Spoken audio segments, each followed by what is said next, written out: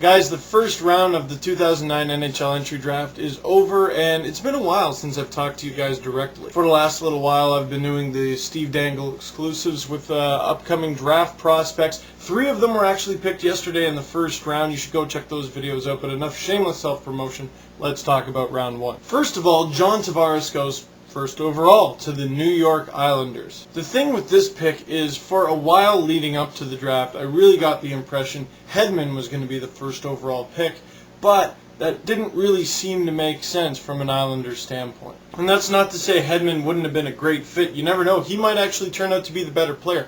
However, I think John Tavares is far easier to market in the Islanders market because they wanted him. They chanted his name in the stands by the end of the season. But congratulations to John Tavares for finally going first overall in the 2009 NHL entry draft after like 4 or 5 years of being touted as the #1 pick. Now, Tampa got a great fit second overall with Victor Hedman, and after Tavares was taken, it really didn't make any sense for them to trade that pick to the Leafs. Not only does Tampa Bay's defense get better with Victor Hedman, but I think it's actually a more attractive team for free agent defensemen to sign as well. And you want to talk about Hedman fitting in well in Tampa? Matt Duchene in Colorado is just a match made in heaven. He grew up as an Avalanche fan. Joe Sakic's on his way out, really. I think the Avalanche got a real good player here. Which sets the stage for Evander Kane to go 4th overall to the Atlanta Thrashers, World Junior Gold medalist, and now the 5th overall pick so the Leafs can draft from the Brandon Wheat Kings, Brayden Schenn. But I think the Leafs got a real good player in Brayden Schenn. I think he can crack the line. What? He wasn't? So what'd they do then? They did nothing? Well, congrats to the LA Kings for snagging Brayden Schenn. And with the 6th pick, the Phoenix Coyotes take Swedish defensive standout Oliver Ekman-Larsson. And 7th overall, can I have the jersey? Thank you. Nazem Kadri to the Toronto Maple Leafs. Now, with failing to get John Tavares moving up in the draft, failing to get Brayden Schenn, and just staying with the 7th overall pick, I thought the Leafs would be going after this guy, Jared Cowan, and I really wanted to see him get drafted by the Leafs because guy's big. And I know the Leafs already have Luke Schenn, but I think that's kind of the point. I just think this would make for a ridiculous back end for years to come. The other guy that the Leafs seemed to be really big on was Zack Kassian of the Peterborough Petes. I thought they might even trade down to get him, but no, they end up taking Kadri. But certainly in the Leafs' defense, I think Nazem Kadri was the most skilled forward still available, and clearly the Leafs did too. The only issue I have with the Kadri pick is you drafted a Habs fan, man! Do I think Kadri will jump right to the Leafs? No. He's got to go back to the London Knights for at least another year. But I think he's going to tear up the OHL next year, and really this year he had a lot of hiccups, so it's still amazing he went 7th overall. Broken jaw, had to kind of play in Tavares' shadow for a while. You wait, I think Nazem Kadri is going to have a really good Ontario Hockey League season next year. What I do love about this pick is that right before it, Burke asked Brian Murray who he wanted. Brian Murray said Kadri, and Burke said, yeah, well, that's nice. And speaking of Burke, I'm going to try to break this down from a fan standpoint. Now, a lot of Leafs fans pretty ticked off this morning. Why? Well, I think they were led to believe that the Leafs would be getting Tavares, although I think that might have been a little unreasonable, or getting Brayden Schenn. And while Burke never guaranteed that he was going to get anything, he shouldn't have said he was going to try to move up. And I don't believe this bunk that it creates a buzz because, I mean, he's a general manager in the NHL. He's got a phone. That's how you create a buzz. I just think Burke really screwed up a perfect situation for himself. Why would he say anything before this draft? You know, John Ferguson gets fired. The fans thought he was horrible. Cliff Fletcher, outside of the Luke Schenn trade, you look at some of the moves he made and you're like, what?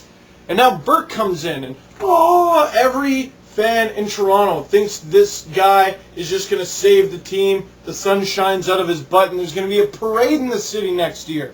So why would he say he's going to go after the pick for John Tavares? Because even by not promising that he's going to get it, just by saying he wants it, he's setting himself out to look like he tried and failed to do something. All this being said, should Burke have traded away Luke Schenn and the 7th pick and whatever in order to get John Tavares, or traded away a bunch of the other Leafs prospects to get Brayden Schenn? No, I think he made the right decision. I just can't wrap my mind around why he would have gone public saying he wanted JT. And checking Leafs space, checking Facebook, checking Twitter, Leafs fans are mad at Burke. Do I necessarily agree with them? Not really. I still think Burke was being kind of silly when he made those comments.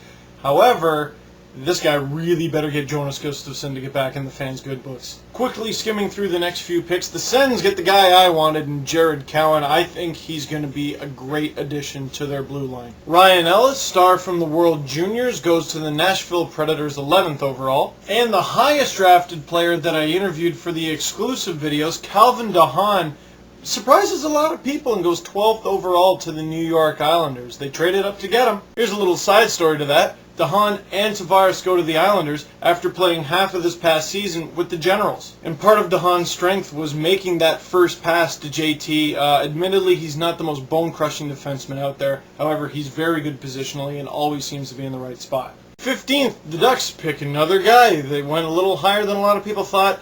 Peter Holland, another guy we did a Steve Dangle exclusive with, a center from the Guelph Storm. And it's confusing for why these teams would draft these guys so high when they didn't have to. I mean, the only logical explanation I can come up with is they saw my videos and were really impressed.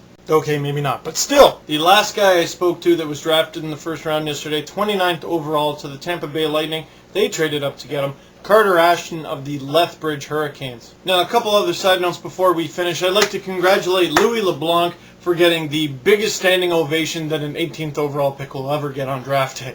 Canadians draft a hometown boy, and you already get the sense that they're going to overpressure him. What do you say, Habs fans? How many goals is he going to get next year? 50, 60? And the other big story of the day, Dingle was traded away from the Ducks, along with Chris Pronger, the centerpiece of the deal, to the Philadelphia Flyers for 2 picks, Lucas Pisa, who went in the first round last year, and Joffrey Lupul making his way back to Anaheim. So with Pronger and Emery as well on an already tough Philadelphia Flyers team, and knowing their reputation, I think they're going to have more suspended games than actual man games played. And all of a sudden, the Penguins repeating as Stanley Cup champions just got a little more difficult with Chris Pronger's nasty elbow in their division. But that's it for me on the first round. It might be a bit of a long video, but at least it didn't take like 3 hours like round 1 did. I hope you guys enjoyed the video. I hope you guys enjoyed round 1 and continue to enjoy the draft. Peace, and I'll see you later.